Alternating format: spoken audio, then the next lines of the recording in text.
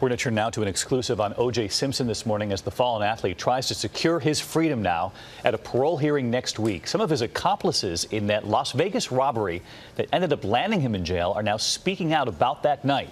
ABC's Deborah Roberts is here with the story this morning. Good morning, Deborah. Good morning, David. Well, most of the guys caught up in that robbery with Simpson have paid dearly. They've lost family bonds, friendships, jobs, and even homes.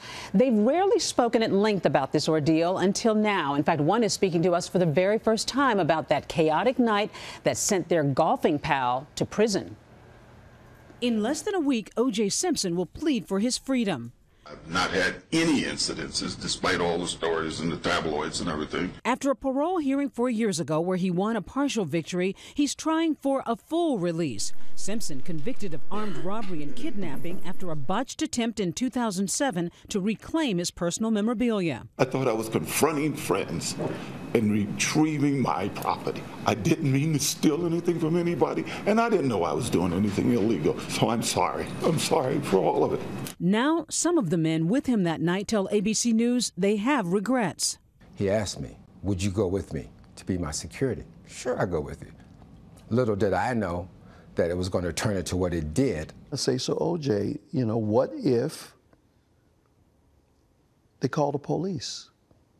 And he looked at me and he used a four-letter word that starts with F and ends with K. The police. What they're going to do? Take me to jail for taking my own stuff? So Simpson asked me to show my gun and look menacing. So OJ says, pack up all the stuff and let's get out of here. Audio from that Vegas hotel room indicates Simpson never expected serious charges. It was all funny to him. He just, you know, kept saying, no guns. Just say there wasn't guns. Count 1, conspiracy to commit a crime. Guilty. Count 2, guilty. Count 3, guilty. Simpson would be sentenced to up to 33 years in prison, some feeling the tough verdict was really a payback for this. We, the jury, in the above entitled action, find the defendant, Orenthal James Simpson, not guilty of the crime of murder. His 1995 acquittal in the brutal slayings of ex-wife Nicole Brown and her friend Ron Goldman. I'm not here to try and cause any retribution or any payback for anything else. Simpson's longtime friend, Dr. Henry Johnson, has visited him in Lovelock Prison. When did you see O.J. last? About 2 months ago. Did you talk about the parole hearing? Yes. Is he counting on this? Is he hopeful? Yes, he is. Very hopeful. Do you think he's prepared, possibly not to be paroled? Yeah, I think he is. He has to be. He's a realist.